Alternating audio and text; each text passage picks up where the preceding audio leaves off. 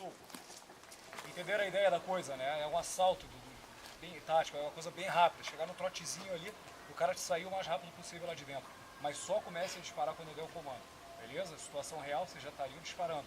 Mas ali só por conta de segurança e tudo mais, vocês esperam o comando. Aí eu vou dar o comando de cessar fogo também. Atire à vontade, mas coloquem esse tiro lá dentro. Façam todo o procedimento dos fundamentos de tiro. Foco na massa, centro de massa. O gatilho agora não é mais com a pistola, é uma dedada que você vai dar, pum, não esquece de manobrar. Beleza? E atira até eu dar o cessar-fogo. Fala. Até eu falar cessar-fogo. Beleza? Vamos lá. Pronto, pronto. Vai! Já vai aqui no direito. Levou o canto, levou o canto.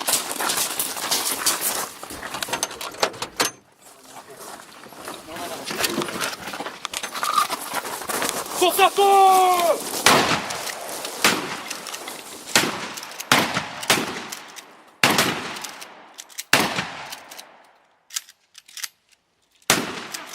Fogo! Numerar! 1 limpo! 2 limpo! 3 limpo! Desloca! Vai pra fora, chama ele. Não tapa o ombro dele. Deslocando! Vamos de volta e acabar essa arma. Acha aqui. Beleza, segurança de pé.